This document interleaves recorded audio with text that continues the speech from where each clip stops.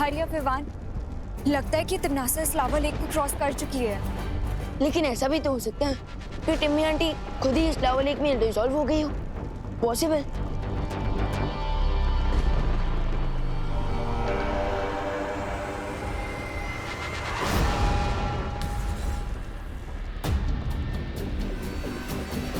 हारिया विवान, लगता है कि ये चक्रव्यूह अब सेल्फ डिस्ट्रक्शन मोड पे आ गया है।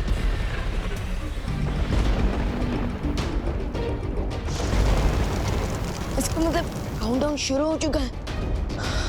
लेकिन अब हम इस लेक को क्रॉस कैसे करेंगे? तैर कर तो क्रॉस नहीं कर सकते, तो उड़कर ही पार कर लेते हैं।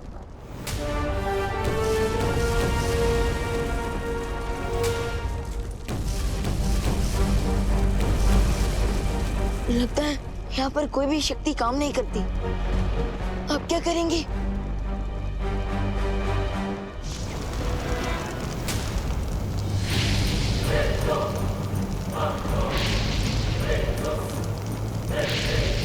दोस्त!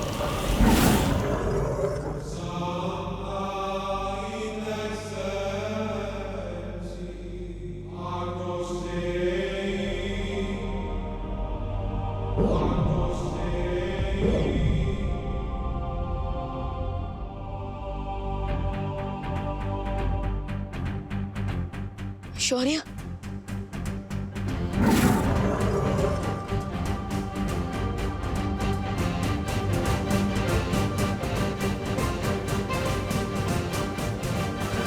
चलो विवान, समय बिल्कुल भी नहीं बचा है तुम्हारे पास।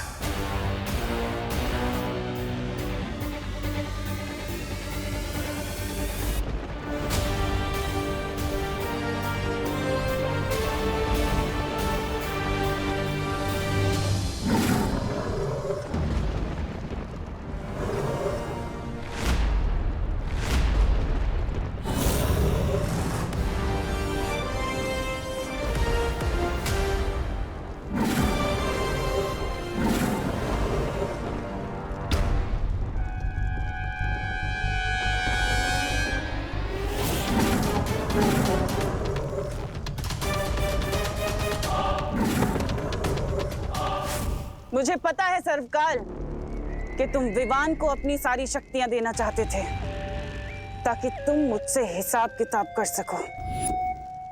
लेकिन देखो, अफसोस कि यहाँ पर विवान है ही नहीं, बल्कि तुम्हारे सामने बुराई की रानी तिमनासा खड़ी और मजबूरन तुम्हें अपनी सारी शक्तियां मुझे देनी होंगी अभी इसी वक्त।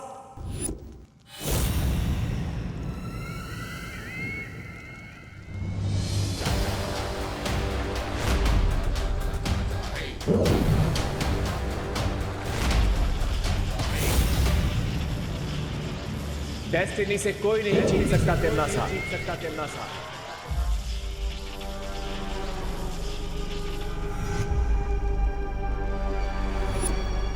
तुम भी नहीं।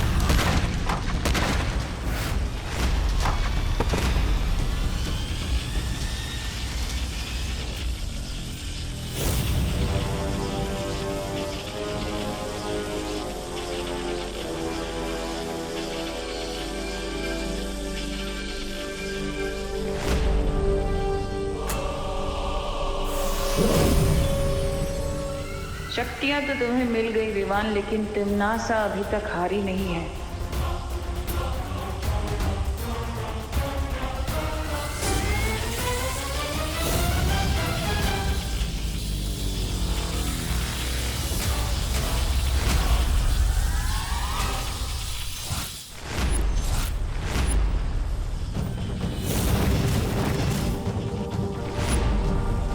तुम्हें अंदाजा भी नहीं है कि तुम किससे उलझ रहे हो। और तुम्हें पता नहीं कि तुम्हारा विकेट अब उड़ने वाला है।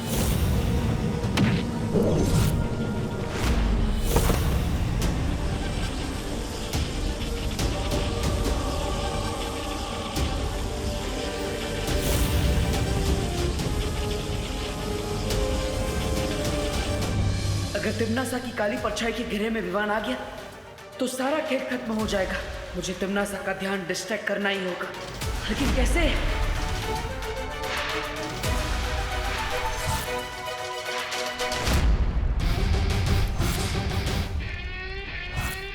सोचा मरने से पहले तुम्हारी आखिरी इच्छा पूरी कर देता हूं। तुम्हें अपना चेहरा दिखा देता हूं।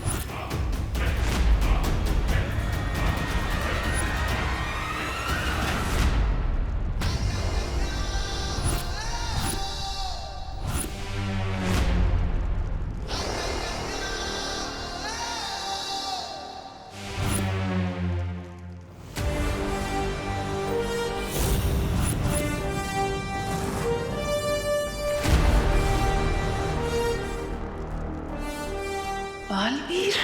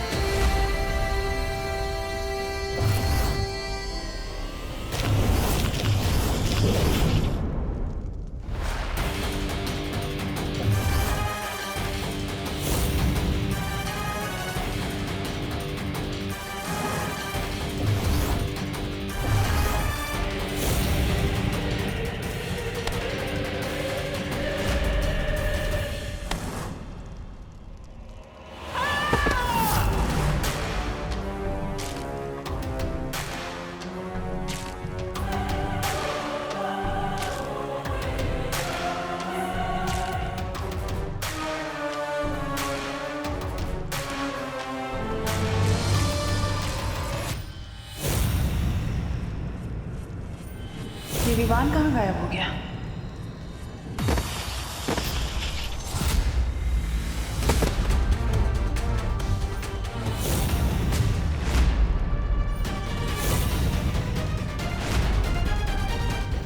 बस बहुत हो गया।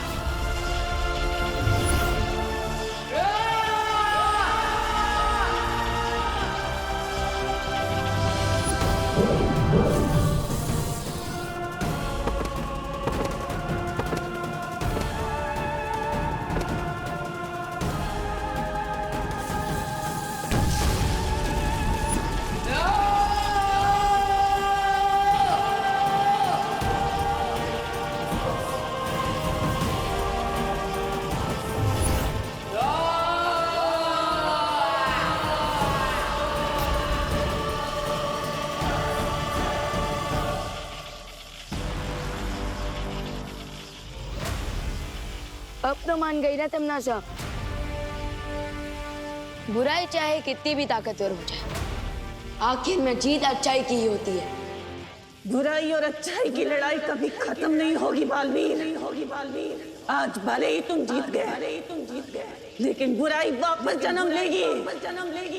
आज भले ही तुमने दुनिया में अच्छाई की रोशनी क्यों ना फैलाई हो, लेकिन बुराई का अंधेरा वापस फैलेगा। बुराई वापस आएगी।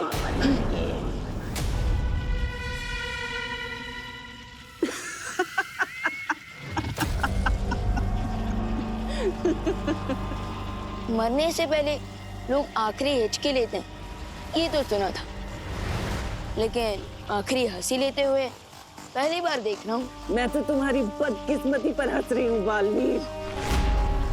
मेरा एक काम करोगे छोटे बालवीर? मेरा एक संदेश अपने उस बड़े बालवीर को दे देना जो उसकी किस्मत पलट कर रख देगा।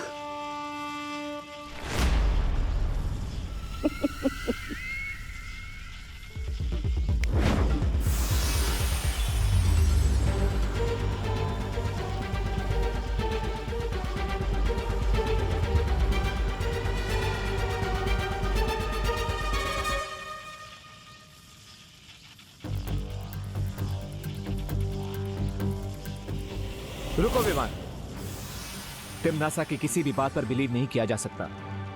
यह जरूर इसकी कोई चाल है। जाते जाते भी चालबाजी करना नहीं छोड़ेंगी। थी ट्रबल क्वीन।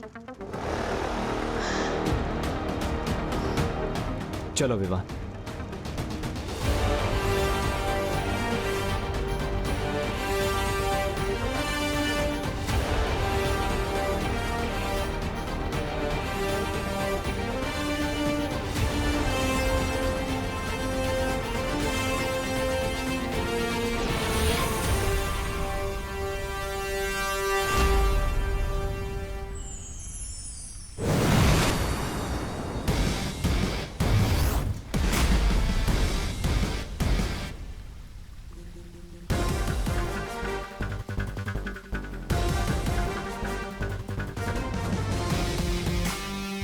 हमने कर दिखाया शौर्य।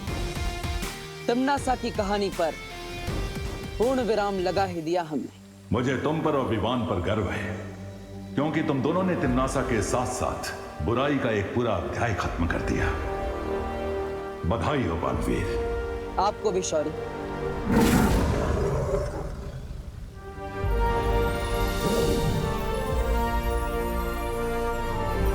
अब समय आ गया है कि तुम ज्वाला परी, मस्ती परी और वायु परी को श्रद्धांजलि दो।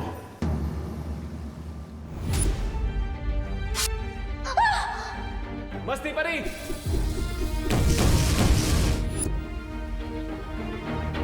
नहीं शौर्य, मैं उन्हें श्रद्धांजलि नहीं दे सकता। लेकिन क्यों? क्योंकि मस्ती परी, वायु परी और ज्वाला परी ने जो बलिदान दिया है, उस बलिदान की सच्ची श्रद्धांजलि तब होगी जब मैं नकाबपोश के रूप में नहीं, बल्कि बालवीर के रूप में श्रद्धांजलि दूंगा।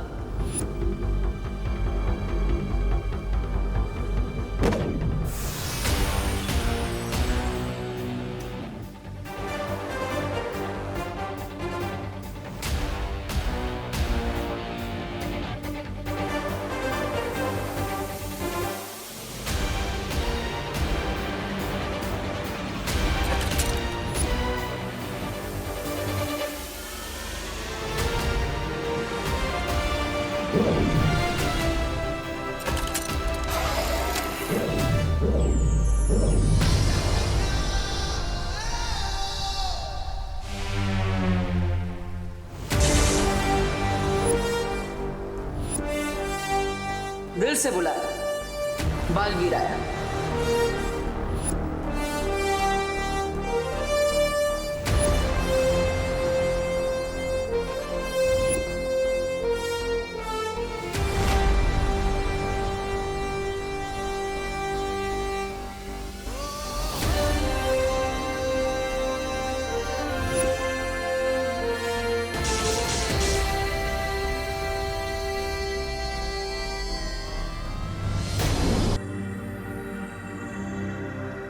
परियो, तिम्नासा का अंत करने का श्रेय जितना मुझे और विवान को जाता है, उतना ही आपको भी जाता है, क्योंकि आपके बलिदान के बिना हम ये अंतिम युद्ध कभी नहीं जीत पाते।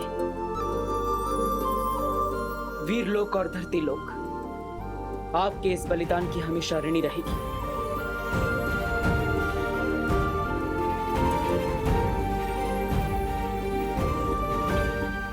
फिक्र मत करो बालवीर, क्योंकि मस्ती, ज्वाला और वायु परी बहुत जल्द हमारे साथ होंगी।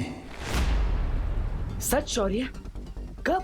हर चीज का एक उचित समय होता है बालवीर।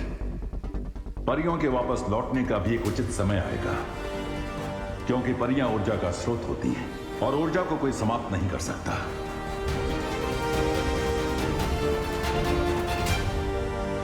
सही कहा आपने शौर्य, हर चीज का एक उचित समय होता है। मुझे परियों का इंतजार रहेगा।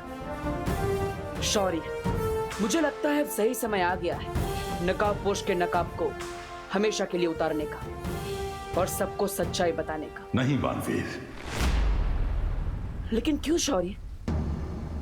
इससे अच्छा मौका और क्या हो सकता है? तिम्नासा का अंत हो चुका है, हमने काल लोक को भी तबाह कर दिया, तो फिर अब नकाबपोश के नकाब की क्या जरूरत है? बुराई के वृक्ष की जड़ें बहुत गहरी होती हैं बालवीर। तिम्नासा इस वृक्ष की सिर्फ एक डाल थी। जल्दी ही बुराई फिर से अपना सिर उठाएगी और तब नकाबपोश का ये रूप हमारे काम आ सकता है। और उससे भी बड़ी बात यह है कि इस वक्त विवान को बहुत सारे राज एक साथ पता चले हैं कि उसकी एक नई मां है, उसकी एक नई बहन, उसका जन्म श्वेत लोक में हुआ था। अगर अभी उसे पता चला कि नकाबपोश भी एक छलावा था, तो उसके दिल को चोट पहुंच सकती है। हाँ, मुझे लगता है आप सही कह रहे हैं शौर्य। अभी हम नकाबपोश के राज को राज ही रहने देते हैं। उचित समय आने पर मैं खुद विवान को बता दूंगा।